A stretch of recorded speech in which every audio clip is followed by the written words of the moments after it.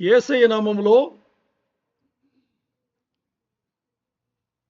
దేవుడు ఈరోజు మాకు ఇచ్చిన ఈ ఆత్మీయ ఆహారంను, దేవుని మాటలను గ్రంథం నుంచి మేము ధ్యానం చేయబోతుండగా, దేవా మీరే మాకు ఉపదేశం చేయాలని, మీరు మాట్లాడితే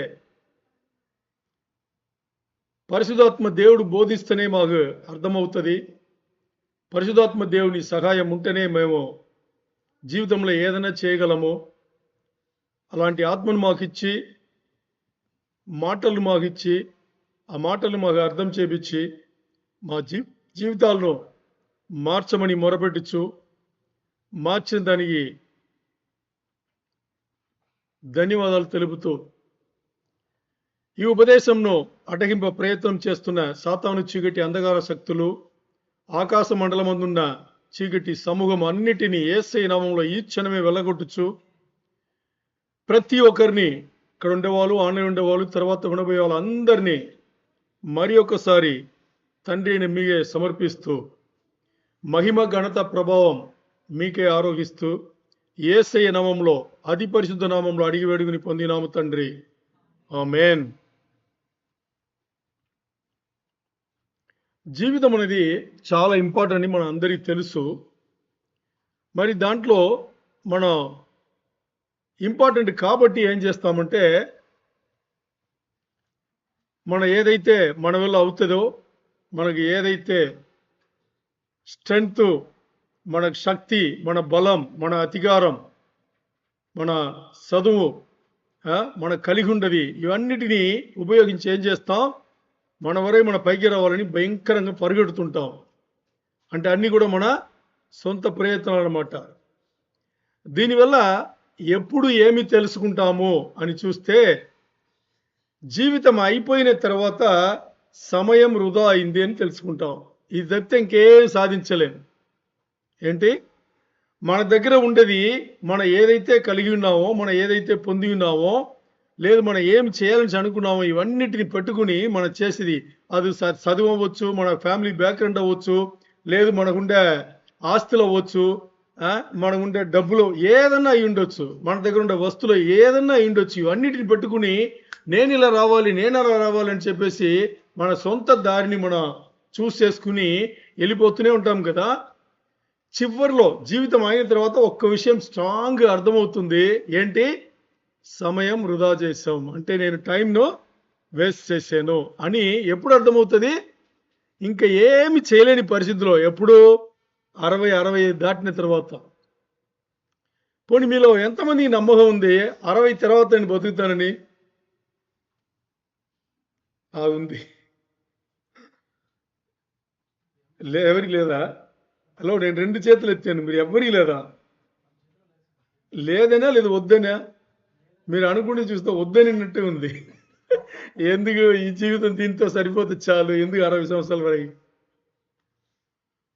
మీకు ఆశ ఉండాలి. ఎందుకు ఆశ ఉండాలంటే, మీ జీవితాన్ని నిర్ణయం చేసే ఆ హక్కు మీకు లేదు, దేవుడు ఇవ్వలేదు. అర్థమైందా? అందుకని ఎక్కువ సంవత్సరాలు ఉండాలంటే ఉండాలి అని ఆశపడి దీంట్లో తప్పు లేదు. ఎందుకంటే అది దేవుడి దగ్గర ఉంది కాబట్టి ఆయన చూసుకుంటాడు. ఎంత సమయం ఇక్కడ ఉంచాలో, ఎప్పుడు తీసుకోవాలనేది ఆయన చేతిలో ఉంది. సరేనా? ఓకే. అందుకే అంటే ఒకరు వచ్చేసి ఎలాంటి ఫీలింగ్లో ఉండకూడదంటే, డెత్ బెడ్ అంటారు కదా, మరణ పడక. కరెక్టేనా? మరణ పడక. నీ తెలుగుని పక్కన పెట్టు, ఎవరికి అర్థం కాదు, అంటే తెలుగు వాళ్ళకే అర్థం కాదు. మరణ శయ్య అనేది ఎవరైనా తెలుసా మీకు? ఎవరికి తెలియదు. తెలుగు పండిట్ వినోద్గా తెలియదంట. ఓకే, కొత్తగా నేర్చుకున్నాం మరణ శయ్య. మరణ పడకలో ఉండేటప్పుడు ఒక్క తలము మాత్రం మనకి రాకూడదంట. ఏం తెలుసా? నేను అది చేసి ఉంటే బాగుంటుంది, ఇది చేసి ఉంటే బాగుంటుంది అనే తలము మాత్రం రాకూడదంట. నేను అది చేయలేదు తప్పు చేశాను, ఇది చేయలేదు తప్పు చేశాను చెప్పేసి ఆ తలము మాత్రం రాకూడదంట. ఎందుకు చెప్పండి? ఎందుకంటే ఆ సమయంలో మీకు అలాంటి తలంపు వస్తే మీకు గడిచిన జీవితం అంతా వేస్ట్ అయింది అని మీరే ఒప్పుకుంటున్నారన్నమాట. అర్థమైందా? అందుకని సొంత దారిలో వెళ్ళేది ఏది కూడా అలాగే ఉంటుంది. సొంత దారిలో వెళ్ళేది ఏ జీవితం కూడా అలాగే ఉంటుంది. చివరిలో మన రిగ్రెట్ అవ్వాల్సిందే. రిగ్రెట్ తెలుగులో చెప్పండి. కాదు, నాకు తెలియదే, అయినా ఇది కాదు. చేతావం కాదు, తెలియదు. మరి రిగ్రెట్ అని తెలుసు కదా, అంటే కొట్టుకోవడం. నేను ఇలా చేసిండొచ్చు, నేను అలా చేసిండొచ్చు, నేను ఎందుకు అది చేయలేదు, అప్పుడు నేను వదిలేసాను అనే మాటలు మాత్రం రాకూడదు. ఎప్పుడు? జీవిత ముగింపులో, లేదు మరణ పడకలో ఉండేటప్పుడు కాదు. ఓకే, ఇప్పుడు ఇప్పుడు చూద్దాం వాక్యం ఏం చెప్తుందో చూద్దాం. ఇప్పుడు మనం మాట్లాడాం కదా, సమయంను వృధా చేయకూడదు. ఏం చేయకూడదు? సమయంను వృధా చేయకుండా మన దారిలో మనం జీవించకుండా దేవునికి అప్పగించాలనేది చాలా చాలా ఇంపార్టెంట్. ఎందుకంటే చివరిలో జరిగేది కాదు, మొదటి నుంచి జరిగేదే దేవుని ప్రణాళిక ప్రకారమే. అందరూ ఏమంటారంటే, చివరిలో జరిగేది ఈ దేవుని చిత్తమే కదా అంటారు. చివరిలో జరిగేది మాత్రం కాదు, మొదటి నుంచి జరిగేదే దేవుని చిత్తమే. జీవితాన్ని జీవించేది మనమై ఉండొచ్చు, కానీ ఆయన ప్రణాళిక ప్రకారమే అన్ని జరుగుతాయనేది చాలా చాలా ఇంపార్టెంట్. ఏంటి అని చూద్దాం, సరేనా? ఓకే, ఇక్కడ యోనా పత్రిక తీయండి. యోనా పత్రిక, జోనా, ఇంగ్లీష్లో జోనా, తెలుగులో యోనా. దాంట్లో తీస్తే స్క్రీన్లో వేరే ఉంటుంది, నేను ఒకలాగా తీసుకొస్తాను, దేవుడు భారం ఇచ్చాడు కాబట్టి. యోనా 4:3 చదవండి. నేను ఇక బతుకుడు కంటే చచ్చుట మేలు.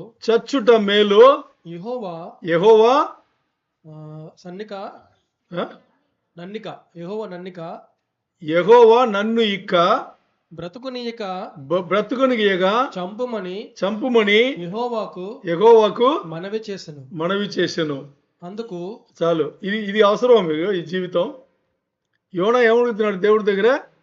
నన్ను చంపేయంటున్నాడు. ఏమంటున్నాడు? నన్ను చంపేయంటున్నాడు. యోనా గురించి ఏమన్నా తెలుసా మీకు? ఎవరు యోనా? దేవుని యొక్క ప్రవక్త. యోనా అనేది దేవుని యొక్క ప్రవక్త, సరేనా?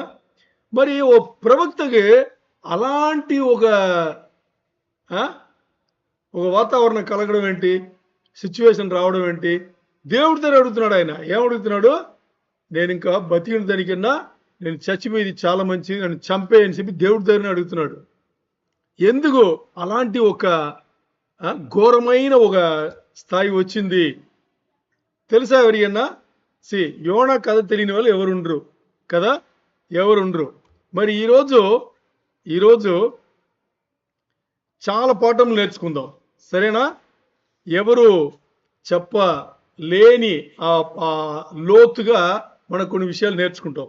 దానికన్నా ముందు దేవుడు మన జీవితంలో ఏమై ఉన్నాడని తెలియాలి. తెలిస్తే కానీ, దేవుడు మన జీవితంలో ఏమై ఉన్నాడో అని తెలిస్తే కానీ, దేవుడు ఎంత గొప్పవాడో అని తెలిస్తే కానీ, అలా తెలిసుంటే యోనా మాట మాట్లాడింటాడు దేవుడి దగ్గర, మాట్లాడినాడు కదా. ఓకే, మరి అదే యోనా ఇంకో మాట కూడా చెప్పాడు. ఏమని చూద్దామా? ఇది చెప్పడానికి ముందు చెప్పాడు. ఏది? 4:3 ఇప్పుడు చదువుకున్నాం కదా, నన్ను చంపేయన్నాడు కదా అన్న యోనా దానికి ముందు 2వ అధ్యాయంలో 9వ వచనంలో చదవండి.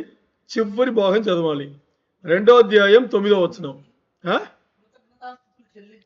కృతజ్ఞతాస్తుతులు చెల్లించి నేను నీకు బలులు నర్పింతును. నేను మొక్కుకొనిన మొక్కుబడులను చెల్లింపక మానను. యెహోవా యొద్దనే, బాగా అర్థం చేసుకోండి, యెహోవా యొద్దనే రక్షణ దొరుకునని ప్రార్థించాను. చూడండి, 2వ అధ్యాయంలో 9వ వచనంలో యోనా ఏమని ప్రార్థన చేశాడంట? రక్షణ అనేది యెహోవా దగ్గరనే దొరుకును అని చెప్పేసి ప్రార్థన చేసిన యోనా అనే ప్రవక్త 4వ అధ్యాయం వచ్చేటప్పుడు ఏం మాట్లాడుతున్నాడు? నన్ను చంపేయంటున్నాడు. అంటే మీకు ఇక్కడ ఏం అర్థం అవ్వాలంటే బాగా అర్థం చేసుకోండి. మన ధ్యానం మొత్తానికి దేవుని బిడ్డల గురించే. అర్థమైందా మీకు? నన్ను చంపయ్యి అని 4వ అధ్యాయంలో చెప్పిన యోన 2వ అధ్యాయంలో ఏమంటున్నాడు? 2వ అధ్యాయంలో బాగానే ఉన్నాడు, దేవుని బిడ్డగానే ఉన్నాడు. ఏమన్నాడు? యెహోవా ద్వారానే రక్షణ వచ్చింది, ఇంకో దేవుడు లేడు అని చెప్పిన యోన 4వ అధ్యాయం వచ్చేప్పుడు నన్ను చంపేయన్నాడు. అదే దేవుడి దగ్గర ఏమంటున్నాడు? నన్ను చంపేయన్నాడు. అంటే రక్షణ కలిగిన ఒక ప్రవక్త, దేవుని రక్షణ పొందిన ఒక ప్రవక్త ఏమంటున్నాడు? నన్ను చంపేయంటున్నాడు. మ్యాటర్ సీరియస్ కదా? Matter serious. సరే, ఇప్పుడు ఆలోచన చేద్దాం. మీరు నేను దేవుని ఎరిగి ఉన్నామా? ఎరిగినాం కదా? దేవుని ఎరిగి ఉన్నాము అని చెప్పుకుని సంఘం లోపల, మందిరం లోపల కూర్చున్నాము. దేవుని ఎరిగి ఉన్నాము అని చెప్పుకుని, పోనీ దేవుని ఎరిగిన తర్వాత, దేవునిలో విశ్వాసం కలిగిన తర్వాత, యేసయ్య నా దేవుడిని ఒప్పుకునే తర్వాత, మారు మనసు పొంది బాప్టిజం తీసుకున్న తర్వాత, ఎప్పుడున్న సనుగుడు గేములు, మునగుడు గేములు ఆడి ఉన్నావా? దేవుడితో ఆడినావా లేదా? నాకు అది లేదు, ఇది లేదు దేవా, అది ఇది దేవా, ఇది దేవా అన్నావా లేదా? చాలా అని ఉంటాం, అంతేనా? పోనీ ఎప్పుడైనా ఇంకా బాధలు వచ్చేటప్పుడు దేవుడి దగ్గర కూడా వెళ్ళింటాం, మనుషుల దగ్గర కూర్చుని బాధలు పడి ఉంటాం. నేను ఇలా ఉంటే బాగుండును, అలా ఉంటే బాగుండు, నా జీవితం ఇలా ఉంది, అలా ఉంది. ఇవన్నీ చేసుకున్నావా? చేసుకున్నాం. తప్పు అది. అలాంటి పనులు ఏం చేయకూడదు అనేది ఈరోజు దేవుడు ఎలా చెప్తున్నాడని చూద్దాం. ప్రవక్త ద్వారా మనకి ఏం మాట్లాడుతున్నాడని చూద్దాం. దానికన్నా ముందు మనం ఏం చేయబోతున్నాం? యెహోవా దగ్గర నుంచి మాత్రమే రక్షణ ఉంది అని యోన ఒప్పుకున్నాడు కదా, ప్రార్థన చేశాడు కదా. అది ఏమని చూస్తే ఎందుకు అలాంటి మాటల వచ్చిందంటే ఆలోచన చేయండి. రక్షణ మన వరకు రావాలి, వచ్చిన దానికి మనమైతే ఏం చేయాల? ఏమైనా చేసామా? మొదటి నుండి, ఎప్పుడో ప్రారంభం నుంచి, జగత్పునాది వేయపడక ముందు నుంచే ఏర్పరచుకుంది ఎవరు? దేవుడు. మిమ్మల్ని కానీ నన్ను కానీ సృష్టిని మొత్తాన్ని ఏర్పరచుకుంది ఎవరు? దేవుడు. ఎవరిది? యెహోవా అనే తండ్రి ఏర్పరచుకుని ఆయన ఏం చేస్తాడు తెలుసా? స్టార్టింగ్ నుంచే ఎవరైతే దేవుని రక్షణ నుంచి ఒప్పుకున్నారో వాళ్ళ ప్రాణ ఆత్మలను కురికొల్పింది ఎవరు తెలుసా? దేవుడే. ఎందుకంటే రక్షణ కోసం మీరు నేను ఏమి చేయలేనప్పుడు ఎలా రక్షణ రూపంలో వచ్చాం? అర్థమైందా మీకు? మీరు నేను ఆ రక్షణ కోసం ఏమి చేయలేదు, మరి రక్షణ రూపంలో ఉన్నాం. ఈరోజు ఎలా వచ్చాం అనుకున్నారా? మీరు మీ ఇష్టంగా, నేను నా ఇష్టంగా వచ్చామని? నో, అలా ఎవ్వరు రాలా. ఆయన కురికొలిపాడు. ఎక్కడ? ప్రాణాత్మల్లో పెట్టాడు. ఆ తపన పెట్టాడు, ఆ దాహం పెట్టాడు, ఆ ఆకలి పెట్టాడు. అప్పుడు మనం ఈ దారికి వస్తున్నాం. మనం వచ్చినట్టు మనకు అనిపిస్తుంది, కానీ పెట్టింది ఆయన. ఎందుకంటే ఆయన ఇది పెట్టే ముందు కానీ పెట్టేటప్పుడు కానీ మనం ఎక్కడున్నాం తెలుసా? చెప్పగలరా మీరు మనం ఎక్కడున్నామని? పాపపు ఊబిలో పడిపోయినాం. మన పాపములు, మన అతిక్రమములు మనల్ని చంపి ఈ లోకంలో పాతి పెట్టింది. ఎక్కడ పాతి పెట్టింది? ఈ లోకంలో సాతాను బంధకాల్లో మనని లోపరిచి అక్కడ ఉన్న మన మనసును, మన హృదయంను కురికొల్పి ఏం చేశాడు ఆయన? దేవుడు తీసుకొచ్చాడు ఇటువైపు తీసుకొచ్చాడు. పోనీ దాంతో అయిపోయిందంటే తీసుకొచ్చిన దేవుడు ఆగల. ఏం చేశాడు తెలుసా? ఆ హృదయంను, ఆ మనసును అలా మెయింటైన్ చేస్తూ ఇలాంటి సంఘములు చూపించి, బైబిల్ అనే గ్రంథం నుంచి మన చేతిలో ఇచ్చి, ఇంకా ఎన్నో పాటల్లో మనకి ఇంట్రెస్ట్ వచ్చేట్టుగా చేసి దాన్ని విని తర్వాత ప్రార్థనలు చేపించి ఆయన ఏం చేస్తున్నాడు? ఈ జీవితమును కొనసాగిస్తున్నాడు. ఇది మీరేదో అనుకోవద్దు. ఏది? నాకు ఒక్కరోజే సెలవు, ఆ రోజు కూడా నేను సంఘము వస్తున్నాను, నేను ఈ పాట నేర్చుకున్నాను, నాకు పాటలే రాదు, నేను పాట నేర్చుకుంటున్నాను, నేను ఈ వాద్యం నాకు రాదు, ఇది నేర్చుకున్నాను, నేను దేవునికి సేవ చేస్తున్నాను. చేసేది మీరైనా, సేపించేది ఎవరు? రాయిని విసిరింది మీరైనా. అంటే రాయి వెళ్ళి కొట్టినా కానీ విసిరింది ఎవరు? ఓకే, ఓ ఉదాహరణ చెప్తా. దీని ముందు కూడా చెప్పింటాను. ఇప్పుడు ఒక్కరు ఇంకొన్ని రాయి తీసి కొట్టేశారు. ఇప్పుడు ఆ కొట్టు తీసుకున్నాడు కదా, రాయి తగిలింది కదా, వాళ్ళు రాయిని తిడతారా, విసిరిన వాళ్ళని తిడతారా? కదా. ఎందుకు? రాయి చేసింది ఏం లేదు. అందుకని మన సాల్వేషన్లో, మన రక్షణలో మనం చేసింది ఏమీ లేదు. అన్ని దేవుడే. కురికొల్పింది దేవుడే. ఆ తర్వాత రక్షణ, మారు మనసు పొందిన తర్వాత మనం ఈ జీవితంలో తీసుకెళ్ళేది కూడా దేవుడే అనేది మనకు గుర్తెరగాలి. మనం ఏం చేయాలా? ఆయన కృప మనను అలా తీసుకొచ్చింది. ఇక్కడ చూస్తే ఎన్ఎల్టీ అనే ఇంగ్లీష్ వెర్షన్లో తెలుగు చదవండి. 9వ వచనం చివరి లైన్ మాత్రం చదవండి. యెహోవా యొద్దనే రక్షణ దొరుకును అని ప్రార్థించాను. చూడండి, యెహోవా యొద్ద అని లేదు. అక్కడ ఏమి లేదు, యెహోవా యొద్ద అని లేదు, యెహోవా యొద్దనే అంటే దానికి అర్థం ఏంటి? ఆయన దగ్గర నుంచి మాత్రమే. అదే ఇంగ్లీష్లో కూడా ఉంది, my salvation comes from the lord alone అని ఉంది. అదే అక్కడ నేన్స్ ఉంది కదా, దాని అర్థం అదే. ఆయన దగ్గర తప్పితే ఇంకో దగ్గర రక్షణ లేదు. సరే, ఇప్పుడు ఆ రక్షణ వచ్చిన దానికి కారణం ఏంటంటే, అది వచ్చింది కాబట్టి ఈరోజు నేను ప్రార్థన పరుడుగా ఉన్నాను అంటే దానికి కారణం ఎవరు అనుకున్నారు? ఆ ప్రార్థన ఆయన ఇస్తాడు. ఎందుకంటే వాక్యం చెప్తుంది, మీరు ఏమి అని ప్రార్థన చేయాలని అనుకున్నారో దానికి ముందే మీరు ఏమి చేయబోతున్నారో అది ఎరిగిన దేవుడు అని చెప్తుంది. ఇది మీరు ఏదైతే ప్రార్థన చేయబోతున్నారో ఆ ప్రార్థనని ఎరిగిన దేవుడు మన దేవుడు. అది మాత్రం కాదు, సపోజ్ మనం దయాల గుణం కలిగి ఉన్నాం అనుకోండి, మన దగ్గర కృప కలిగిన హృదయం ఉంది అని అనుకుంటే ఇచ్చింది ఎవరు అనుకున్నారు? దేవుడే. బండ లాంటి రాతి లాంటి గుండెనిచ్చేది కూడా దేవుడే. మనకిచ్చింది మాత్రం మాంస హృదయం. అక్కడి నుంచి మనకి ఆ కరుణ కానీ ఆ దయ కానీ కల్పించేది ఆయనే. తర్వాత ఈరోజు జీవితం నాకు ఇలా కొనసాగుతుంది, ఇలా తీసుకెళ్తుందంటే, ఇలా జరుగుతుందంటే ఆ జీవితంను తీసుకెళ్ళేది ఎవరు తెలుసా? దేవుడే. దేవుడు తప్పితే ఇంకోరు లేదు. అర్థమైందా? చాలా చాలా ఇంపార్టెంట్. ఈరోజు నేను ఏదన్నా కలిగి ఉన్నాను అంటే, నేను ఏదన్నా నా దగ్గర ఉంది అంటే అది ఆయన ఇచ్చిన బహుమతి లేకపోతే బహుమానం. అవి తప్పితే ఇంకా ఏంటి లేనే లేదు. అన్నీ ఆయన్నే. ఆయన మంచిది మాత్రమే చేస్తాడు, చెడు ఆయన చేయడు. ఒకవేళ ఆయన చేసేది మనకు చెడు నుంచి అనిపిస్తే మనను మంచి దారిలో తీసుకురావడానికి కొన్ని శిక్షణములను అంటే ట్రైనింగ్ అన్నమాట, శిక్షణములను మనకి అలో చేస్తాడు. అంతేగాని మనల్ని శిక్షించి వధించడానికి ఆయన లేడు, ఆయన చేయడు. ఆయన అలాంటి వాడు కాడు. ఎందుకంటే నేను ఏమన్నా చేస్తే ఏం చేస్తాను తెలుసా? ఒకటి పాపం చేస్తాను, లేకపోతే తప్పులు చేస్తాను, లేకపోతే అతిక్రమం చేస్తా. మంచిది ఏమన్నా నా జీవితంలో జరిగింది, మన జీవితంలో జరిగిందంటే అది దేవుడి దగ్గర నుంచే. ఎందుకంటే నరుల దగ్గర, మానవుల దగ్గర మంచిదనే సబ్జెక్టే లేదు. అందుకనే పాపపు ఊపిలో పడిపోయి మనం ఉన్నాం. సో ఈరోజు ఆత్మీయ జీవితంలో నా ఆత్మీయ జీవితంలో ఒక శత్రువుని ఎదిరిస్తున్నానంటే అది నా బలం కాదు, దేవుడిచ్చేదే. దేవుడు నన్ను బలపరిస్తేనే కానీ నేను అలాంటి పనులు చేయలేను. ఓకే, అది మాత్రం కాదు.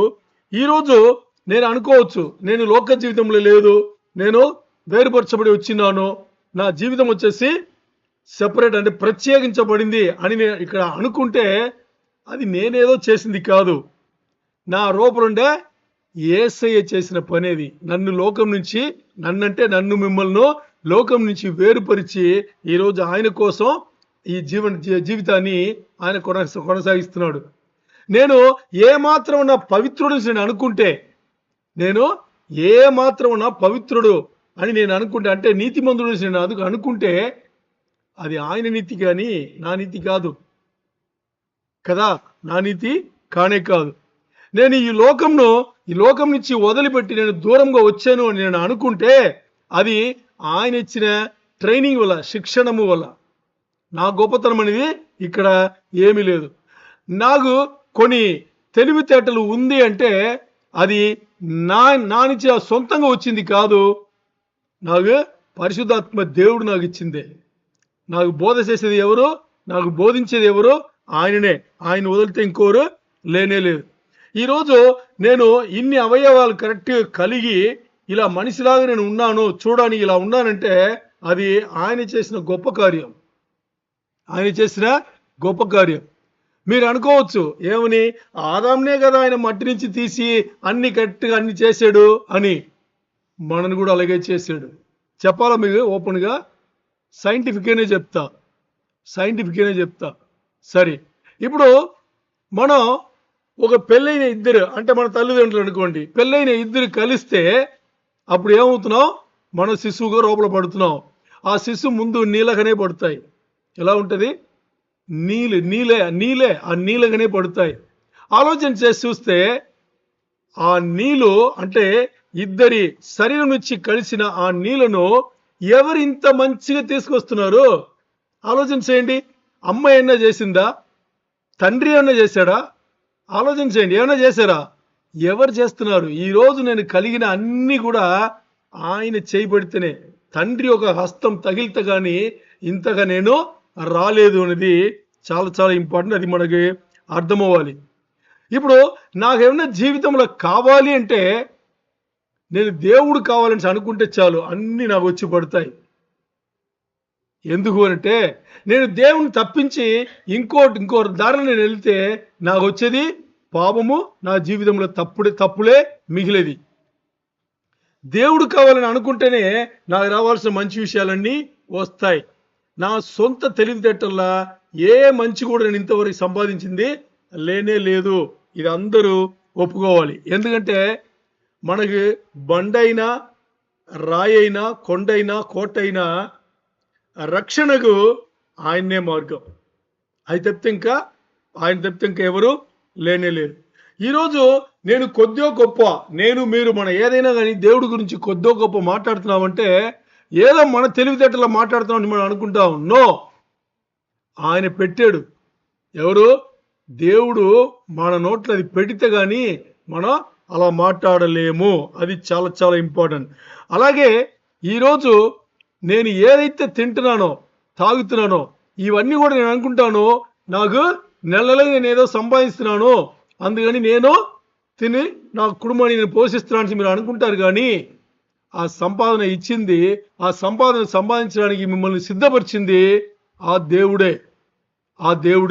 అందుకని మన తలంబు తినేప్పుడు అంతా యేసయ్య ఆయన శరీరమును, ఆయన రక్తమును నాకు ఇచ్చాడు కాబట్టి ఈరోజు నా జీవితం ఇలా ఉందని చెప్పేసి మనం తలంబులు మారాలి. చాలా చాలా చాలా చాలా ముఖ్యమైన.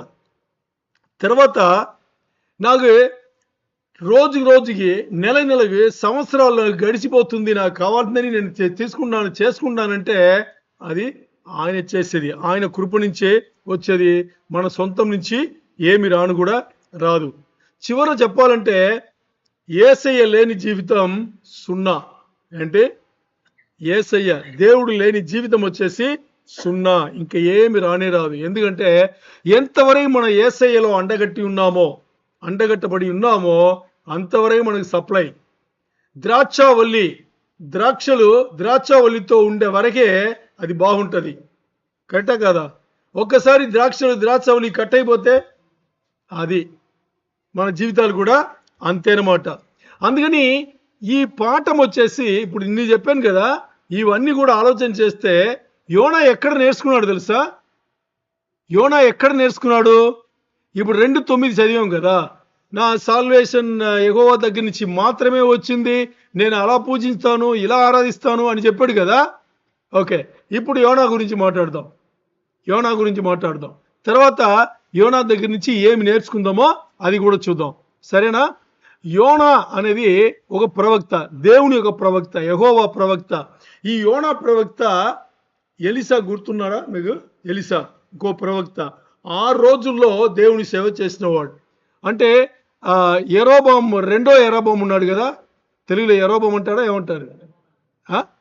యెరోబామే కదా, ఇంగ్లీష్లో జెరోబామ్ 2 అంటారు, తెలుగులో రెండో యెరోబాము ఉండేటప్పుడు ఆ యెరోబాము 40 సంవత్సరాలు ఏలాడనమాట. యెరోబాము 40 సంవత్సరాలు పరిపాలన చేస్తే ఆ పీరియడ్లో ఈయన ప్రవక్త ఉన్నాడు. అర్థమైందా మీకు? ఇప్పుడు ఈ యోనా మామూలు ప్రవక్త కాదు, గొప్ప ప్రవక్తనే, పెద్ద ప్రవక్తనే. మరి అలాంటి దేవునికి దగ్గర ఉన్న అలాంటి ప్రవక్తనే ఎలాంటి రకమైన జీవితానికి వెళ్తున్నాడని చూద్దాం ఇక్కడ. సరేనా? యోనా ఎక్కడ నేర్చుకున్నాడు అని చూస్తే సముద్రంలో నేర్చుకున్నాడు. ఎక్కడ? సముద్రంలో పడదోయబడి ఇంకా ఏమి చేయలేని పరిస్థితిలో ఆయన నేర్చుకున్నాడు. మనకు ఆ స్థితిగతులు అవసరమా? అన్ని ఇప్పుడు బాగానే ఉందా? జీవితాలు బాగుందా? ఇప్పుడు ఏదైతే వెళ్తుందో ఆ జీవితాలు బాగానే ఉంది కదా. అంటే మన వరకు మనకి ఏముందో ఏం కావాలో అన్ని మనకు వెళ్తుందా? వెళ్తుంది. ఇప్పుడే నేర్చుకుంటే పోయింది కదా. నేర్చుకుంటే పోయిందా లేదా? లేదు, యోనాలాగా నాకు ఇబ్బందులు వచ్చి నేను సముద్రం లోపలని తీసివేసి పడవేస్తే అక్కడ ఏమి చేయలేని పరిస్థితులు నేర్చుకుంటానంటే మీ ఇష్టం. అది కూడా చేసుకోవచ్చు కదా, అప్పుడు నేర్చుకోవచ్చు. మరి అది మంచిదా ఇది మంచిదా? ఇప్పుడుండే జీవితంలో అన్ని బాగుంది, అందరూ మంచిగా ఉన్నాము, ఇప్పుడు నేర్చుకునేది మంచిది కదా. యోనా సముద్రంలో పడి ఇబ్బందులు నేర్చుకున్నదని మనం ఈ గదులు నేర్చుకోవచ్చా? ఇప్పుడు ఎక్కడైతే కూర్చున్నాం ఇక్కడి నుంచి నేర్చుకోవచ్చు కదా. లేదు, మమ్మల్ని సముద్రంలో తోసి మేము ఆ ప్రాణాభయాలు ఉండేటప్పుడే మేము నేర్చుకుంటాం అనేది కావాలా? ఏది కావాలి? ఓకే, నేర్చుకుందామా? ఓకే. ఇప్పుడు యోనా కథ మీకు తెలుసా? అందరికీ పూర్తిగా తెలుసా? యోనా కథ మీకు పైన తెలిసి ఉంటుంది కదా. నేను అలా చెప్పుకొస్తాను, కొన్ని విషయాలు లోతుగా చూసుకుందాం. బైబిల్ అవసరం లేదు, చూడండి, బైబిల్ పెట్టుకోండి, ఇక్కడ చూడండి. యోనా అనేది ఒక ప్రవక్త, దేవుని ప్రవక్త. ఒకరోజు మొదటి అధ్యాయం, మొత్తం 4 అధ్యాయంలో మొదటి అధ్యాయంలో దేవుడు యోనాకు ఒక ఆజ్ఞ ఇచ్చి ఈ పని చేయించి పంపిస్తాడు. అర్థమైందా? పంపిస్తే యోనా ఏం చేస్తాడు తెలుసా? దేవుని మాట వినకుండా అడ్డంగా ఇంకో పని చేసి వెళ్ళడు. అర్థమైందా? సో ఇప్పుడు దేవుడు ఏం చేస్తాడు, కొన్ని బాధలు పెట్టి రెండో అధ్యాయం వచ్చేటప్పుడు యోనాకు అర్థమైపోయింది ఇంకా తప్పించుకోలేమని చెప్పేసి. అప్పుడు ఏం చేస్తాడు? ప్రార్థన చేస్తాడు, దేవుడి దగ్గర ప్రార్థన చేస్తాడు. సరే, మరి మూడో అధ్యాయం ఏంటి అనేటప్పుడు, మరి దేవుడు ముందు ఇచ్చిన ఆజ్ఞనే మరి ఆజ్ఞాపించి మరి ఈ పని చేసుకురా అని పంపిస్తాడు. ఇప్పుడు వెళ్తాడు. ఎందుకు? మొదటి అధ్యాయంలో ఉత్తి పడేశాడు దేవుడు. ఎవరిని? యోనాను ఉత్తి పడేశాడు. అందుకని రెండో అధ్యాయంలో ప్రార్థన చేశాడు. ఎందుకు? ఉత్తి పడి నుంచి బయట రావాలి కదా. బయటికి వచ్చి ప్రార్థన చేస్తే మూడో అధ్యాయంలో దేవుడు మరి అదే ఆజ్ఞ ఇచ్చి ఆ పని చేసుకురా అని. వెళ్తాడా, పని చేస్తాడు అనమాట. ఇప్పుడు ఆ పని చేసిన తర్వాత యోనాకు నచ్చదు. యాక్చువల్గా నచ్చింది దేవుడి అంటే పర్లేదు, యోనాకు నచ్చదు. ఏ పని? దేవుడు చేసిన పని యోనాకు నచ్చదు. ఎక్కడ? మూడో అధ్యాయంలో. అందుకని 4వ అధ్యాయంలో యోనా దేవుడి పైన కోపడతాడు. ఎవరు చూసారా మీరు? ఇప్పుడు దేవుడు యోనా పైన కోపడితే అది వినడానికి బాగుంది, ఏదో ఓకే అని యోనా దేవుడి పైన కోపడతాడు. ఇదేంటి? ఇది యోనా పుస్తకం. ఇప్పుడు తేటకు ఒకటి తర్వాత వెళ్దాం. సరే, దేవుడు ఏం చెప్తాడంటే, సిరియా ఉంది కదా, సిరియా అనే దేశంలో నినెవే అని ఓ పట్టణం ఉంది, ఆ పట్టణంకి వెళ్ళు. ఎందుకంటే వాళ్ళందరూ చాలా తప్పులు చేస్తున్నారు. ఏం చేస్తున్నారు? వాళ్ళందరూ చాలా తప్పులు చేస్తున్నారు. ఆ తప్పుల వల్ల నేను వాళ్ళకి తీర్పు తీస్తాను. అందరూ పోతారు, అందరిని లేపేస్తాను. అంటే తరమట్టం అయిపోతుంది. ఏమి లేకుండా నేను అగ్నితో కాల్చి చంపేస్తాను, అందరినీ మొత్తాన్ని చంపేస్తాను అని చెప్పి ఏం చెప్తారంటే దేవుడు, నువ్వు వెళ్ళి నేను ఇలా తీర్పు తీర్చబోతున్నాను, అందుకని మీరు మారితే మీకు జీవితం ఉందని ఒకసారి చెప్పేసిరా అని పంపిస్తాడు దేవుడు. ఇప్పుడు యోనా అనే ప్రవక్త ఏం చేయాలి? దేవుడు చెప్తే దేవుడి మాట వినేసి వెళ్ళి చెప్పాలి కదా. ఓకే, ఇప్పుడు యోనా ఏం చేస్తాడంటే, నినెవే పట్టణం ఇటువైపు ఉంటే ఇది ఇస్రాయేల్ అనుకోండి, నినెవే ఇటువైపు వెళ్ళాలి. అంటే ఎటువైపు? ఇరాక్ వైపు, ఇరాన్ వైపు వెళ్ళాలి. ఇప్పుడు యోనా ఏం చేస్తాడంటే అడ్డంగా వెళ్తాడు, ఆపోజిట్లో వెళ్తాడు. అంటే యోనా ఏమనుకుని వెళ్తున్నాడంటే, దేవుడి నుంచి నేను దూరంగా వెళ్ళిపోతా, దేవుడు ఎక్కడ వెళ్ళమన్నాడు అక్కడి నుంచి నేను దూరంగా వెళ్ళిపోతాను. దూరంగా వెళ్ళిపోతే నేను దేవుడు చెప్పిన పని చేయాల్సిన అవసరం లేదు అని. ఇప్పుడు మీకు ఒక విషయం రావాలి, లేకపోతే ఒక ప్రశ్న రావాలి. ఎందుకు యోనా దేవుడు చెప్పిన పని చేయట్లేదు? ఎందుకు ఇష్టం లేదు? రావాలి కదా ప్రశ్న. ఎందుకంటే అసిరియా అంటారు. అప్పుడు ఆ అసిరియన్స్ వచ్చేసి ఇస్రాయేల్స్కి శత్రువులు. ఎవరు? ఇస్రాయేల్ జనాంగంకి శత్రువులు. మన యోనా ఎవరు? ఇశ్రాయేల్ సంబంధించిన వాడు కదా, దేవుని ప్రవక్త. అందుకని వీళ్ళు శత్రువులు. యోనా ఎందుకు ఇష్టం లేదంటే, నువ్వు ఎవరు పడితే వాళ్ళను దేవుని దగ్గర నువ్వు ఎవరు పడితే వాళ్ళు నన్ను క్షమించు అని అనగానే నువ్వు క్షమించి నువ్వేం చేస్తావు? వాళ్ళు వదిలేస్తావు అని చెప్పేసి ఇష్టం లేకుండా ఈ నిర్ణయం ఎవరు తీసుకోవాలి? దేవుడు తీసుకోవాలా, యోనా తీసుకోవాలా? దేవుడు తీసుకోవాలి. ఇక్కడ యోనా తీసుకుని ఏం చేస్తాడు? నేను వాళ్ళకి వెళ్ళి చెప్పను, ఎందుకంటే వాళ్ళు ఇశ్రాయేల్ దేశంకి శత్రువులు అని చెప్పేసి వాళ్ళకి వెళ్ళి చెప్పితే ఒక్కవేళ వారు మారు మనసు పొందితే వాళ్ళు బతుకుతారు కదా. వాళ్ళు మారు మనసు పొందకూడదు. నేను వెళ్ళి చెప్తే వాళ్ళు మారు మనసు పొందుతారు. మారు మనసు ఒకవేళ పొందితే దేవుడు క్షమిస్తాడు, ఎందుకంటే క్షమించే దేవుడు కాబట్టి దేవుడు క్షమిస్తాడు కదా. అందుకని యోనా ఏం చేశాడు? ఇటు వెళ్ళడానికి బదులు ఇటు వెళ్ళాడు.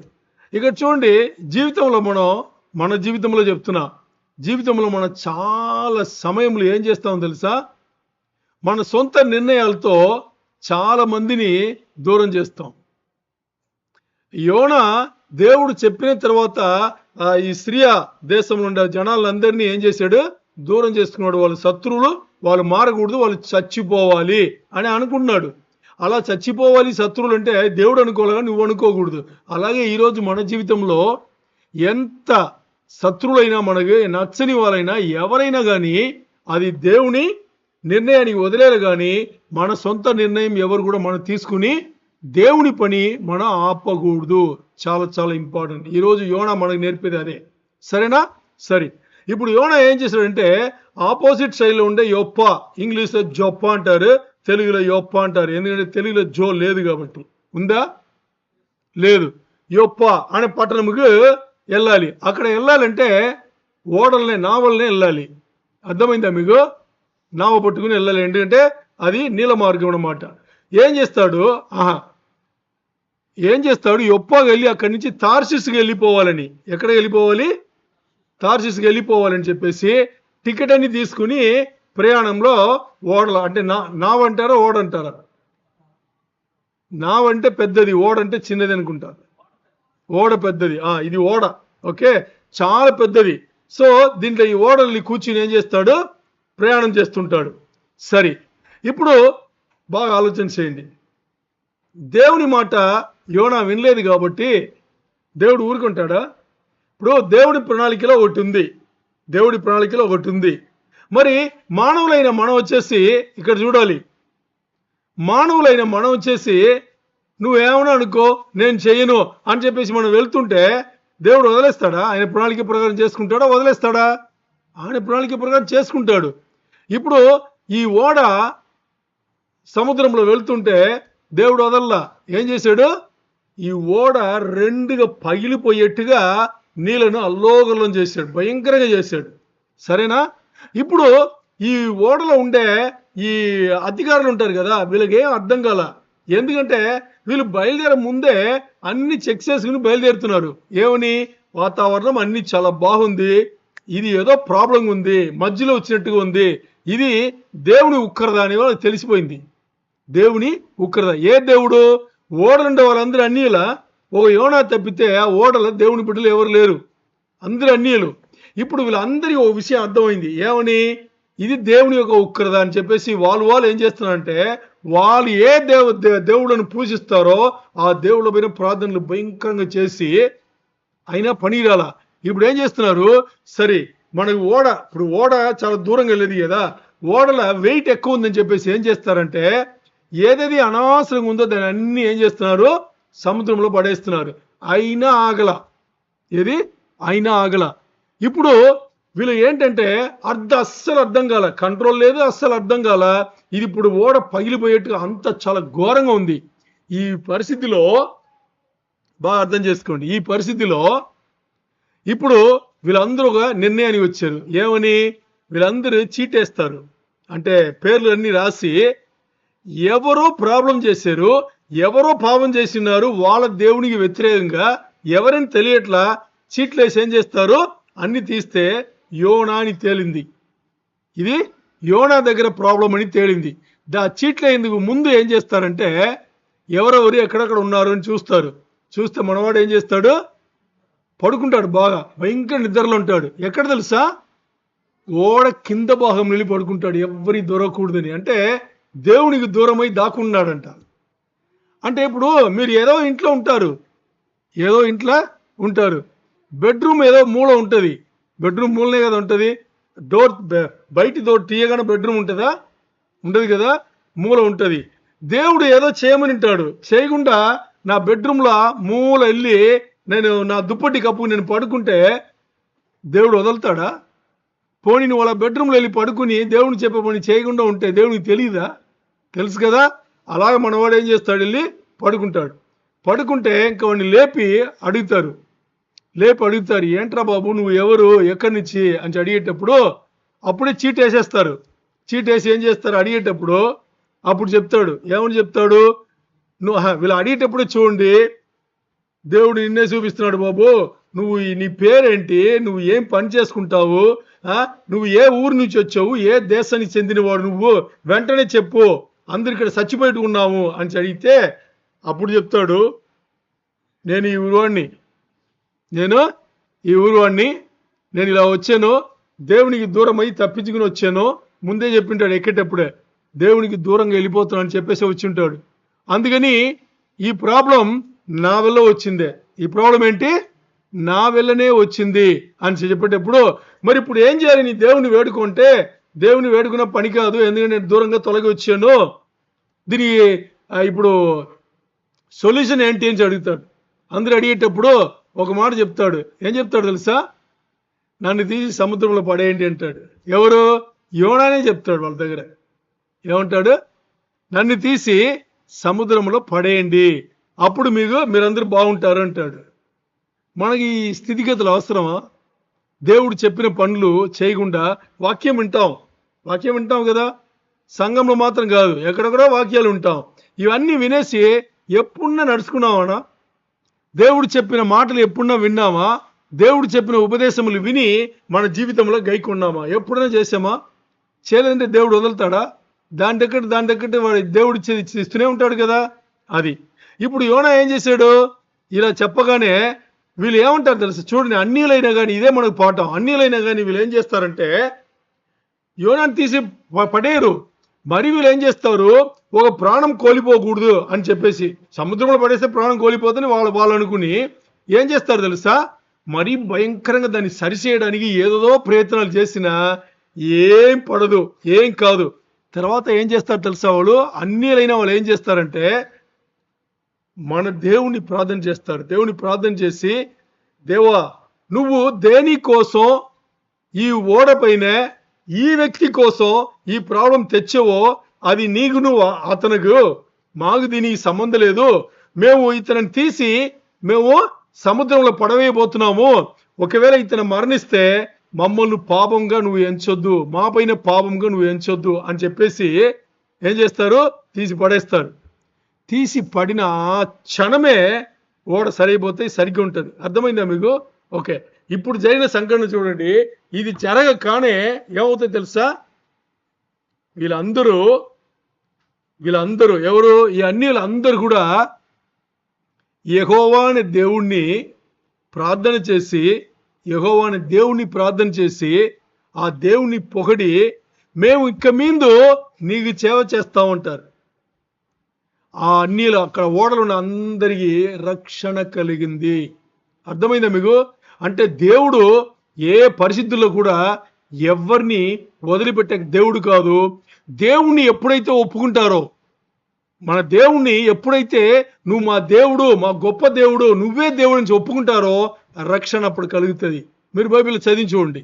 ఇది 1వ అధ్యాయంలో ఇవన్నీ ఉంటుంది. సరేనా? ఇప్పుడు అయిపోయింది, తీసి పడేశారు కదా, సముద్రం లోపల వెళ్ళిపోయాడు. ఎక్కడికి వెళ్ళిపోయాడు? సముద్రం కింద వెళ్ళిపోయాడు. వెళ్ళిపోయిన తర్వాత ఇప్పుడు 10వ వచనం. ఏ 10వ వచనం? 1వ అధ్యాయంలో చూసాం కదా, 1వ అధ్యాయంలో 10వ వచనం కాదు, 2వ అధ్యాయంలో 10వ వచనం. ఇప్పుడు చదవద్దు. ఇప్పుడు 1వ అధ్యాయంలాగా అయిపోయింది. 2వ అధ్యాయం మొదలవగానే ఇక్కడ యోనాకి తెలిసిపోయింది. ఏమని? మొదటి అధ్యాయంలో యోనాకి తెలిసిపోయింది దేవుడి నుంచి తప్పించుకోలేమని. ఇప్పుడు ఎక్కడున్నాడు? అంతవరకు ఈ ఓడలో ఉన్నాడు, బాగా సౌకర్యంతో ఉన్నాడు, నిద్రపోయాడు. ఇప్పుడు సముద్ర అంటే అడుగున ఉన్నాడు. ఇప్పుడు నిద్ర వస్తుందా? అంటే దేవుడు మన ముందు ఏదైనా తీసుకొచ్చేటప్పుడే ఆయన పనులు చేసేస్తే మనకు అలాంటి ఇబ్బందులు ఏ రావు. మరి చేయకుండా మన ఇష్టానుసారంగా మన సొంత దారిలో వెళ్తుంటే, యోనా చేసిన పని అదే. ఆయన సొంత దారిలో వెళ్ళిపోయాడు, దేవునికి దూరంగా ఆయన సొంత నిర్ణయం ప్రకారం ఆయన వెళ్ళిపోయాడు. కాబట్టి ఎక్కడున్నాడు? ఇప్పుడు సముద్ర అడుగున పడ్డాడు. సరే, మరి ఇప్పుడు చూడండి దేవుని గొప్పతనం. ఇక్కడే దేవుని గొప్పతనం చూడాలి. దేవుడు తన మాట వినకుండా వెళ్ళిన ఒక ప్రవక్త సముద్రం ఒడ్డున పడేసిన వదిలేడా? వదల్లా. ఏం చేశాడు? పెద్ద చేపని పంపించి చేప నోట్ల రూపంలో వెళ్ళేట్టుగా చేశాడు. ఓకే, ఇప్పుడు బాగా ఆలోచించండి. అన్ని సౌకర్యాలు కలిగిన మందిరం, అన్ని సౌకర్యాలు కలిగిన మన ఇల్లు, ఇక్కడి నుంచి దేవుని ప్రార్థన చేస్తే మంచిదా, లేదు సముద్రం అడుగున వెళ్ళిపోయి చేప కడుపు నుండి ప్రార్థన చేస్తే మంచిదా? జీవితాల్లో మనం ఏం చేస్తున్నామో తెలుసా? జీవితాల్లో ఇవేం గుర్తు చేయకుండా మనకి ఇబ్బందులు వస్తే మాత్రమే ప్రార్థన చేస్తాం. ఇబ్బందులు వచ్చిన తర్వాతనే. దేవుడు ఎన్నోసార్లు మన హెచ్చరిక వచ్చింటది, దేవుడి దగ్గర నుంచి వచ్చి ఉంటుంది. ఎన్ని వర్తమానాలు వినవు, ఎన్ని ఉపదేశాలు వినలేదు. ఇవన్నీ వచ్చినా కానీ మనం ఏం చేస్తున్నాం? అస్సలు పట్టించుకోకుండా యోనా లాంటి జీవితాలు జీవిస్తే ఏమవుతుంది? ఇప్పుడు సముద్రం అడుగున వెళ్ళి అప్పుడు కూడా దేవుడు వదలకుండా ఏం చేస్తున్నాడు? తన బిడ్డలు కాబట్టి మరి చేపను పంపించి లోపల 3 రోజులు 3 నైట్లు లోపల ఉంటే 1వ అధ్యాయం దీంతో అయిపోయింది. ఇప్పుడు 2వ అధ్యాయం. ఈ 2వ అధ్యాయం మొదటి నుంచి యోనాకి తెలిసిపోయింది దేవుడి దగ్గర నుంచి ఇంకా తప్పించుకోలేను, దేవుడు చెప్పిన పని ఇంకా చేయాల్సిందని చెప్పేసి చేప కడుపు నుంచి ప్రార్థన మొదలు పెడతాడు. చేప కడుపు రూపం నుంచి ప్రార్థన మొదలు పెడతాడు. అక్కడి నుంచి ప్రార్థన ఏం చెప్తాడంటే, ఇలా ఒకటి దగ్గర చెప్పి వచ్చి, నేను తప్పు చేశాను, నేను అది చేశాను, అయినా కానీ నువ్వు నన్ను రక్షిస్తున్నావు, అయినా కానీ నువ్వు నాకు మంచి చేస్తున్నావు అని చెప్పేసి అన్నీ చెప్పుకొస్తాడు. సరే, ఇప్పుడు అన్నీ చెప్పుకొచ్చి ప్రార్థన చేసేటప్పుడు ప్రార్థన ముగింపు వచ్చేటప్పుడు అప్పుడు ఏం చెప్తాడు? ప్రార్థన ముగింపు వచ్చేటప్పుడు యోనా 2:9 9వ వచనం మొత్తాన్ని చూస్తే మొదటి అధ్యాయంలో 17 వచనం ఉంటుంది, 2, 3, 4 అధ్యాయంలో 10 వచనం ఉంటుంది. యోనా పుస్తకం మొత్తానికి 47 వచనంలే. యోనా పుస్తకం మొత్తానికి 47 వచనంలే. 2వ అధ్యాయంలో 9వ వచనంలో ఏం చెప్పబడింది? అన్ని చెప్పేసి యెహోవా యొద్దనే రక్షణ అనేది ఉంది అని చెప్పిన తర్వాతనే 2వ అధ్యాయంలో దేవుడు ఆజ్ఞాపిస్తాడు. ఏమని? అక్కడ యెహోవా యొద్ద 9వ వచనం పూర్తి చదవండి. ఇంకో విషయం చెప్తా. కృతజ్ఞతాస్తుతులు చెల్లించి నేను నీకు బలులను అర్పింతును, నేను మొక్కుకొనిన మొక్కుబడులను చెల్లింపక మానను, యెహోవా యొద్దనే రక్షణ దొరుకును అని ప్రార్థన. చూసారా? ఇక్కడ యోనా మనసు మారింది, ప్రార్థన చేస్తున్నాడు. మొదటి వచనం 2వ అధ్యాయంలో మొదటి నుంచి 9 వచనములు 9వ వచనంలో చెప్తున్నాడు ఆయన మనసు మారింది. అప్పుడు అర్థమైంది. అప్పుడు 10వ వచనంలో దేవుడు ఏం చెప్తున్నాడు చూడండి. దేవుడు ఏం చేశాడు 10వ వచనంలో? అంతలో యెహోవా మత్స్యమునకు మత్స్యం అంటే చేప, మత్స్యమునకు ఆజ్ఞ ఇవ్వగా అది యోనాను నేల మీద కక్కివేసెను. ఎప్పుడు మనసు మారింది అక్కడ. అంటే నేను దేవుడు చెప్పిన దానికి చేస్తాను, దేవుడు ప్రణాళిక నెరవేరుస్తానని ఇప్పుడు ప్రార్థన చేశాడో అప్పుడు దేవుడు. మరి ఇప్పుడు 3వ అధ్యాయంలో, ఇప్పుడు ఇక్కడ 3వ అధ్యాయం నుంచి ఏం జరుగుతుంది అని చూస్తే చూడండి. మొదటి అధ్యాయంలో మొదటి వచనం ఉంది కదా, వినండి. ఇక్కడ మొదటి అధ్యాయంలో మొదటి వచనంలో దేవుడు యోనాకు ఆజ్ఞాపిస్తాడు. ఏమని? ఇలా నినవే పట్టణంకి వెళ్ళు, సిరియా దేశంకి వెళ్ళి నినవే పట్టణంకి వెళ్ళి నేను ఏదైతే తీర్పు తీర్చబోతున్నాను ఆ దేశంలో ఆ జనాల పైన, అది వెళ్ళి చెప్పేసిరా అని పంపిస్తాడు. 1వ అధ్యాయంలో 1వ వచనంలో. మరి 3వ అధ్యాయంలో 1వ వచనంలో కూడా అదే ఉంటది. ఏముంటది? ఎల్లు అని చెప్పేసి 1వ అధ్యాయంలో 1వ వచనంలో అలా దేవుడు చెప్తే యోనా వెళ్ళడు, ఇప్పుడు వెళ్తాడు. 3వ అధ్యాయంలో 1వ వచనంలో చెప్పిన తర్వాత యోనా వెళ్తాడు. సరే, ఇప్పుడు వెళ్ళాడు కదా, వెళ్ళి ఏం చెప్పాలంటే ఆ నినవే పట్టణం వచ్చేసి 3 రోజులు నడిస్తే గాని, 3 రోజులు ఒక మనిషి పూర్తిగా నడిస్తే గాని నినవే పట్టణం వచ్చేసి, అంటే పట్టణంకు వెళ్ళిన తర్వాత పట్టణం లోపల 3 రోజులు ఒక మనిషి పూర్తి రోజంతా నడిస్తే గాని పట్టణం మొత్తం చుట్టి తిరగలేడు. ఎందుకంటే దేవుడు ఆజ్ఞ అందరి వెళ్ళి చెప్పాలని. అర్థమైందా? యోనా ఏం చేస్తాడు తెలుసా? ఒకే రోజు పని ముగిస్తాడు. ఎందుకు చెప్పండి? ఇప్పుడు కూడా నచ్చలా. ఇదే మనకు అర్థం చేసుకోవాలి. యోనాకి ఇప్పుడు కూడా దేవుడు చెప్పిన పని నచ్చలా. నచ్చకుండానే ఇంకా ఏం చేయలేకుండా చేస్తున్నాడు. అందుకని ఒకే రోజు వెళ్ళి ఏం చేస్తాడు? అన్ని చెప్పేసి సైలెంట్ అయిపోతాడు. ఇప్పుడు చెప్పగానే అక్కడ ఉన్న, అంటే యోనా ఉద్దేశం ఏంటంటే యోనాకు తెలుసు. ఏం తెలుసు? యోనా ముందే ఆలోచన చేశాడు. ఏమని? నేను ఇలా వెళ్ళి చెప్పితే వాళ్ళు మారు మనసు పొందితే, మారు మనసు పొందగానే కనికరము గల దేవుడు, కరుణామయుడు, కృప కలిగిన దేవుడు, ప్రేమమయుడు శమిస్తాడు. అలా శమించేస్తే నా శత్రువులు అయిన నినవే పట్టణం ఉండే సిరియలు అందరూ ఎవరు కూడా చనిపోరు, మరణించరు. యోనాకి ఏంటంటే వాళ్ళు మరణించాలి, శత్రువులు చచ్చిపోవాలి అనేది. అర్థమైందా? అందుకని ఇష్టం లేకుండా వెళ్ళి చెప్పేసి ఒకే రోజులా అలా తిరిగి చెప్పేసి వచ్చేస్తాడు. వచ్చి ఊరి బయట కూర్చుంటాడు. ఇప్పుడు 3వ అధ్యాయంలో ఏం జరుగుతుందంటే, వెళ్ళి చెప్పగానే విన్న జనాలు అలా విని తిరిగి రాజు దగ్గర వెళ్తుంది. రాజు అందుతుంది ఈ మాట. రాజు అందగానే రాజు దగ్గర ఉండే అధికారులు అందరు కూడా నిర్ణయిస్తారు. ఏమని నిర్ణయిస్తారు? దేవుడు చెప్పిన మాటలు నమ్ముతారు. వాళ్ళ అన్యులే. బాగా అర్థం చేసుకోండి, వాళ్ళ అన్యులే, దేవునికి దూరం ఉన్న వాళ్ళే, ఎంతో చెడు చేసిన వాళ్ళే. అంటే అక్కడ ఎందుకోసం దేవుడు ఆ తీర్పు తీసాడు తెలుసా? సొదొమలాగా అయిపోయింది. ఏది? నినవే పట్టణం వచ్చేసి సొదొమ తెలుసు కదా మీకు? అంటే అన్ని విభచారం, అది ఇది, దొంగలు అన్నీ ఎక్కువైపోతే దేవుడు ఈ భూమి నుంచే తీసేయాలని, నాశనం చేసేయాలని అనుకుని దానికి ముందు ఒక అవకాశం ఇస్తున్నాడు. అన్నీలైనా కానీ దేవుడు అవకాశం ఇస్తున్నాడు. మీరు నేను ఎవరు? అన్నీలకే దేవుడు అవకాశం ఇచ్చేటప్పుడు మీరు నేను ఎవరు దాని మధ్యలో నిర్ణయం చేయడానికి లేదు కదా. మనం దేవుడికైనా గొప్పవాళ్ళు కాదు కదా. ఒకవేళ మీరు నేను దానికన్నా మధ్యలో దేవుడు చెప్పిన తర్వాత కూడా మన నిర్ణయాలు తీసుకుంటే అప్పుడు ఏమవుతాం? దేవునికన్నా పైన మనం అవుతున్నాం, దేవునికన్నా గొప్పగా మనం చూపించుకున్నాం. అది టోటల్గా తప్పు. అలాంటి పనులు చేయకూడదు. ఇప్పుడు యోనా ఏం చేశాడు? నచ్చగుండెల్లి చేసి ఇంకేం జరుగుతుందో చూద్దంటే, రాజు కానీ రాజు కింద ఉండే అధికారులు కానీ అందరూ కూడా ఏం చేశారు? అందరు గోని పట్టలు కట్టుకున్నారు, బూడిదని తలపైన వేసుకుని. రాజు ఆజ్ఞ ఏం తెలుసా? నినవే పట్టణం ఉండే వాళ్ళు అందరు కూడా మొత్తానికి అందరూ ఎంతమంది తెలుసా? 1,20,000 మంది నినవే పట్టణస్థులు మాత్రం.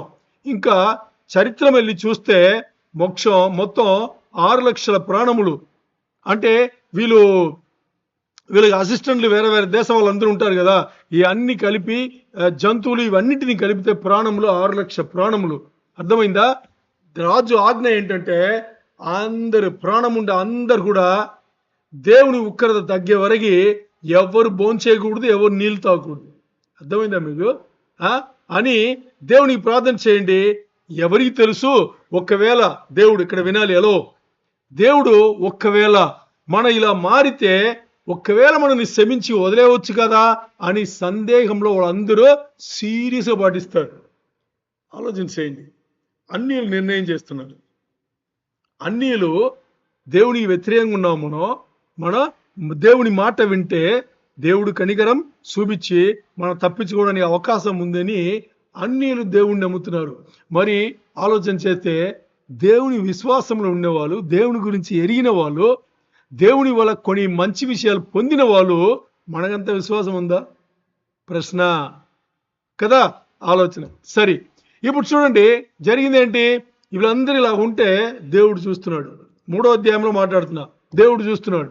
దేవుడు చూసి అందరు మారారు అని చెప్పేసి దేవుడు తన నిర్ణయాన్ని మార్చుకున్నాడు అనేది 3వ అధ్యాయంలో చివరి వచనంలో ఉంటుంది, చివరిలో ఉంటుంది. అర్థమైందా?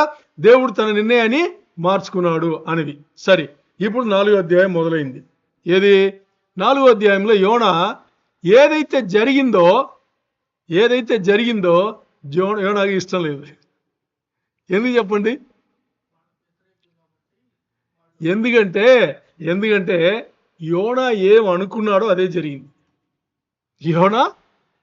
యోనా ఏం అనుకున్నాడో అదే జరిగింది. 4వ అధ్యాయంలో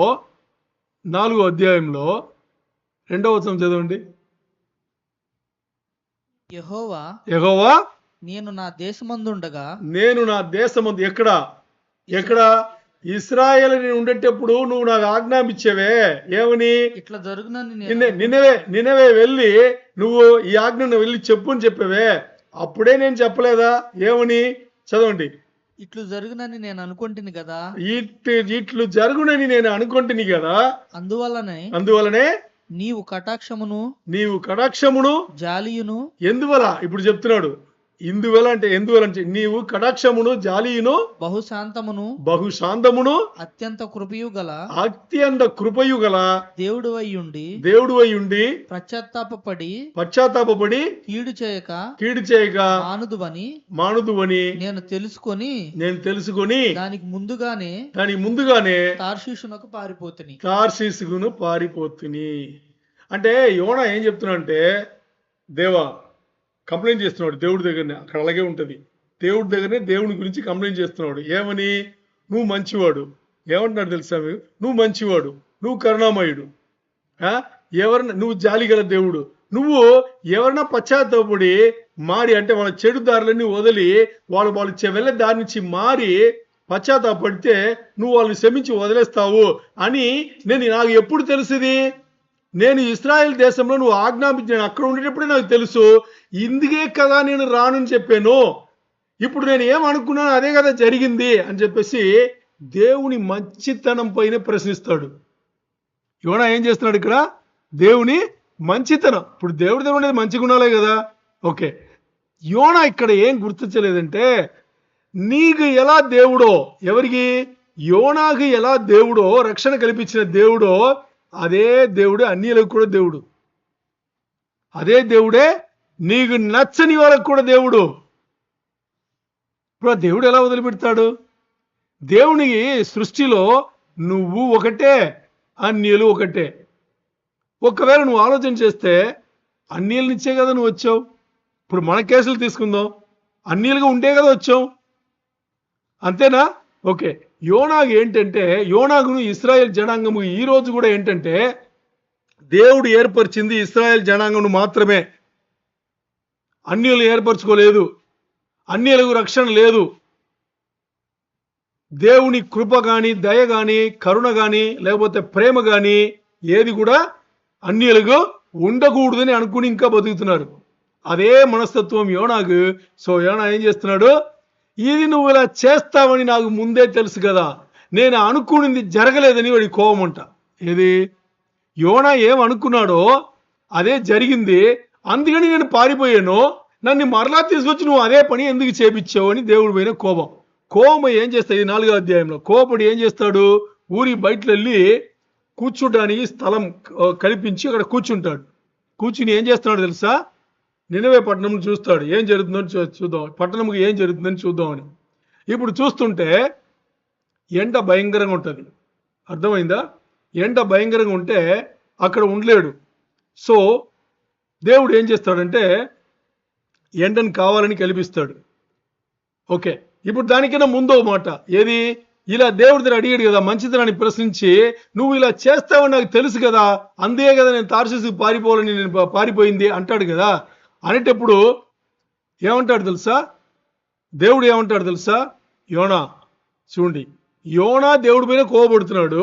మరి దేవుడు యోనా దగ్గర, యోనా నువ్వు ఇలా కోపడితే నీకు మంచిగా ఉందా? నీకు బాగుందా, ఇలా ఎందుకు కోపడుతున్నావు అని దేవుడు అడుగుతాడు.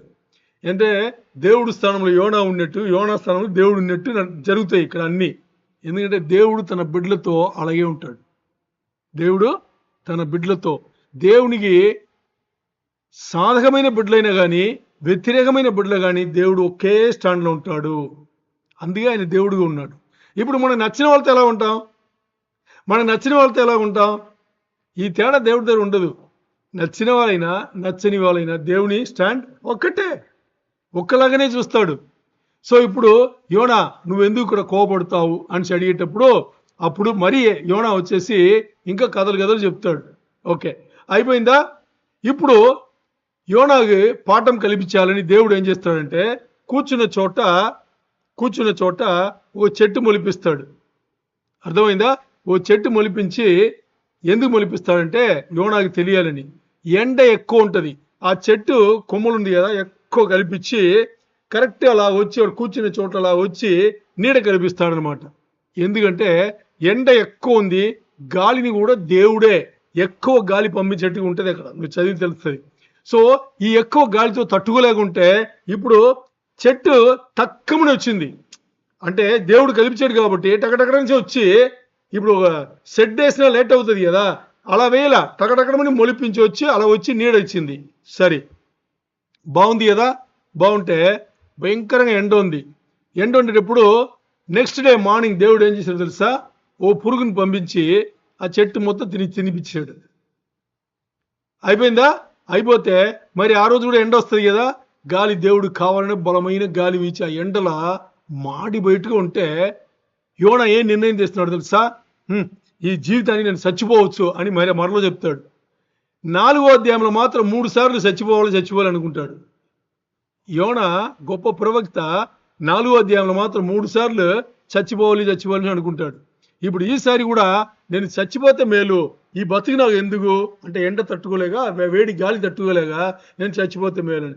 మరీ దేవుడు వచ్చి ఏమంటాడు తెలుసా, యోనా నువ్వు ఇంత కోపడిది నీకు న్యాయమా అని అడుగుతాడు దేవుడు. యోనా దగ్గర వచ్చి అడుగుతాడు. అడిగేటప్పుడు యోనా ఏం చెప్తాడు తెలుసా, అవును నేను చచ్చిపోవాలనేది నాకు న్యాయంగానే కనిపిస్తుంది అని దేవుడి దగ్గర చెప్తాడు. మరి కోపంగా చెప్తాడు, మామూలుగా చెప్పాడు. అప్పుడు దేవుడు అడుగుతాడు, ఏమడుగుతాడు తెలుసా, ఓ మాట అడుగుతాడు చక్కగా, యోనా ఇది ఇప్పుడు మొలిసింది, ఇప్పుడు పోయింది, ఇది మొలిపించడానికి పోవడానికి రావడానికి కానీ పోవడానికి కానీ నువ్వేమైనా చేసావా అని అడుగుతాడు దేవుడు. నీ బాధ్యతలు ఏమన్నా ఉందా, నువ్వేమైనా పనిచేసావా? ఈ చెట్టు రావడానికి మరి పోవడానికి నువ్వేమైనా చేసావా? నువ్వేం చేయలా. నువ్వు ఏమి చెయ్యని ఓ పనికి నువ్వు ఇంత కోపడుతున్నావే. నా సృష్టిరా బాబు, నిన్నవేలు ఉండే జనాలు నా సృష్టి, 1,20,000 మంది నా సృష్టి, నా బిడ్డలు. వాళ్ళు క్షమాపణ అడిగి వాళ్ళ చెడుదారి నుంచి మల్లుకుని నా దగ్గర వచ్చేటప్పుడు నేను ఎలా కాదనగలను? అలాంటి దేవుడు నేను కాదని నీకు తెలుసు, నేను ఎలా కాదనగలను అని చాప్టర్ మొత్తానికి క్లోజ్ అవుతుంది. ఇది యోనా పుస్తకం. అర్థమైందా మీకు? చూడండి ఎంత గొప్ప దేవుడు అంటే, దేవుడు తనని తక్కువ చేసుకోవడానికి ఉంది కానీ యోనా ఎక్కడ తగ్గినట్టుగా లేదు. ఎక్కడ యోనా తగ్గాడా? ఆలోచన చేస్తే అంత గొప్ప దేవుడు. ఈరోజు మనలో ఉండే దేవుడు, మనకు కలిగిన దేవుడు కూడా అదే దేవుడు. అలాంటి దేవుడు కాదు, అదే దేవుడు, అదే యెహోవా, అదే యేసయ్య, అదే పరిశుద్ధాత్మ దేవుడు, అదే దేవుడు ఈరోజు కూడా మనం కలిగి ఉన్నాం. అంత గొప్ప దేవుని మనం కలిగి ఉన్నాం. మరి ఇప్పుడు చూస్తే ఒక వచనం చదువుకుందాం. ఒక వచనం యోనా 1:3 చదవండి.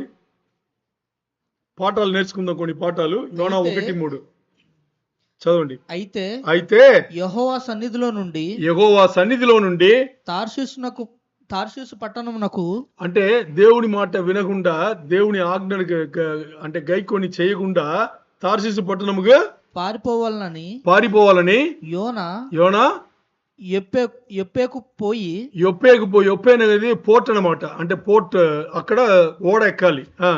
యొప్పేకు పోయి తార్షీషునకు పోవు ఒక ఓడను చూచి ప్రయాణమునకు ప్రయాణమునకు కేవు ఇచ్చి యెహోవా సన్నిధిలో నిలువక వాడవారితో కూడి తార్షీషునకు పోవుటకు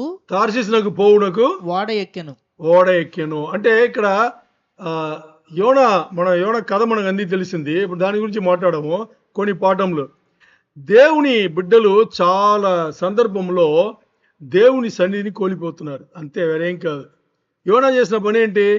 దేవుడి సన్నిధి నుంచి దూరం అయిపోవాలి. దూరం అయిపోతే నేను తప్పించుకోవచ్చు అని అనుకున్నాడు. అలా తప్పించుకోరు. దేవుని బిడ్డలు చాలా సమయం ఏం చేస్తారు? దేవుడి నుంచి దూరం అయ్యి ఇలాంటి పనులు చేస్తూ ఉంటారు. దీనివల్ల ఏమొచ్చింది, దీనివల్ల ఏం జరుగుతుంది అని చూస్తే, దీనివల్ల జరిగేది దేవుని కృపగలుడు, అంటే కృపామయుడు, ప్రేమామయుడు, ఆయన కృప కానీ ఆయన ప్రేమ నుంచి కోల్పోతున్నావు. అది అర్థం చేసుకోవాలి. యోనా కోల్పోయాడా లేదా? దేవునికి దూరం అవ్వాలని అనుకున్నాడు. దేవుని బిడ్డనే, దేవుని ప్రవక్తనే. మరి ఎప్పుడు దేవుడు చెప్పింది చేయకూడదని అనుకున్నాడో ఆయన సన్నిధి సహవాసంను కోల్పోయాడు. కాబట్టి ఇప్పుడు ఏమైంది? మొత్తానికి ఈరోజు యేసయ్య సేవలో ఉండే మనకు కూడా, మన సేవలో ఉండే వరకు, యేసయ్యలో ఉండే వరకు మనకి అన్ని సౌకర్యాలు అన్ని బాగానే ఉంది. పీస్ ఆఫ్ మైండ్ అంటే మనకి శాంతి సమాధానం మనకి ఉంటుంది. దేవుడు మనతో ఉండేటప్పుడు మన వేరైనా ప్రాబ్లం వస్తుందా? ఏమి రాదు. వచ్చినా ఆయనకి తెలియకుండా రాదు. మనం ఎంత తట్టుకోగలమో అంతే ఆయన అనుమతిస్తాడు. ఇప్పుడు ఎక్కడ ప్రాబ్లం జరుగుతుందంటే, మన సొంత అజెండాలు పెట్టుకుని మన సొంత దారిలో మన కొన్ని విషయాలు ఎప్పుడు చేయాలని అనుకున్నామో అప్పుడే మనకి ప్రాబ్లం వస్తుంది. ఎందుకంటే ఒక ఓడలో ఎక్కిన తర్వాత ఆ ఓడలో మనం ఉన్నాము, ఆ ఓడను నడిపే పైలట్ లేరు. ఓడ ఏమవుతుంది? సరిగ్గా వెళ్తుందా? వెళ్ళదు కదా. ఈరోజు విశ్వాస జీవితంలో ఉంటే మన ఆ ఓడలు ఉన్నాం, విశ్వాస జీవితం అనే ఓడలు ఉన్నాము. మనకి పైలట్ ఎవరు? యేసయ్య పైలట్. ఆ యేసయ్యని పక్కన పెట్టేసి నేను వినను, నీ సన్నిధి వద్దు, నా సహవాసం వద్దు, నేను నా సొంత దారిలో వెళ్ళిపోతాను అంటే ఆ ఓడ ఏమవుతుంది?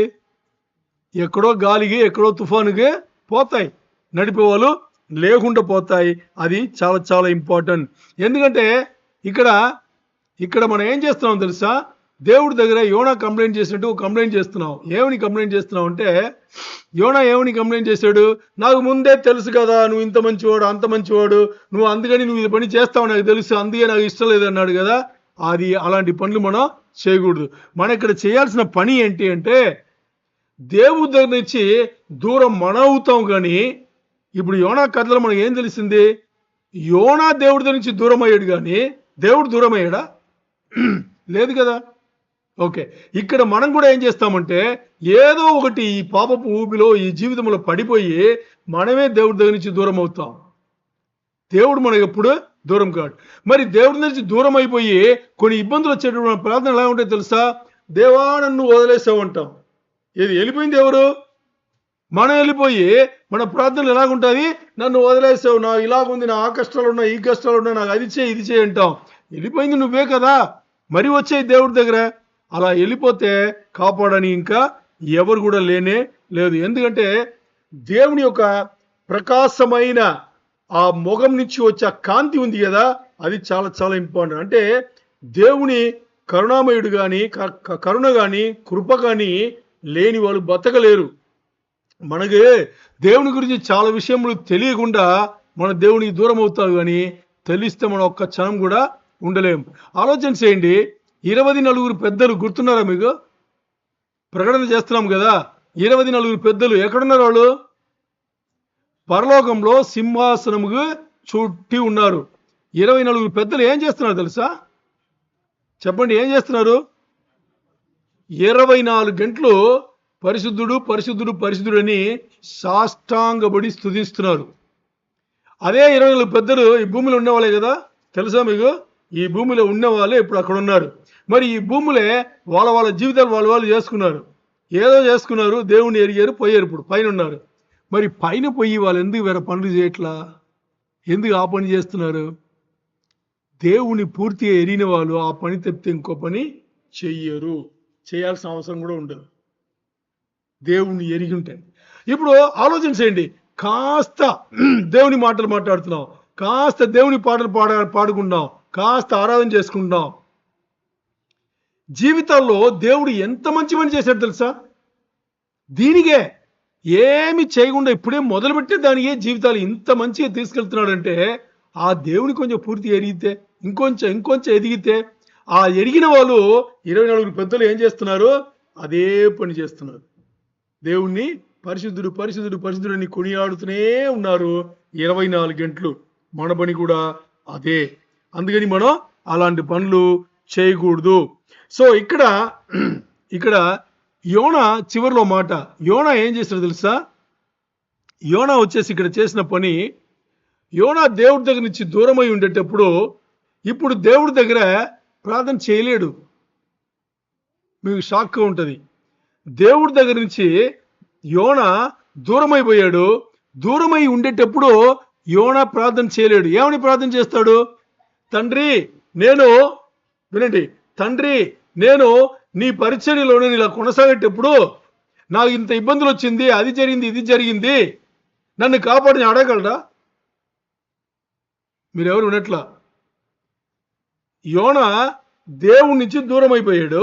దూరమైన తర్వాత తండ్రి దగ్గర, దేవా తండ్రి, నేను మీ పరిచర్లో ఉండేటప్పుడు మీరు చెప్పిన పని నేను చేస్తుండేటప్పుడు నాకు ఇంత ప్రాబ్లం వచ్చింది, అడ్డంకులు వచ్చింది, నేను ఇంత బాధలో ఉన్నాను, నన్ను కాపాడేసి అడగలరా? ఇప్పుడు ఎందుకు అడగలేడు?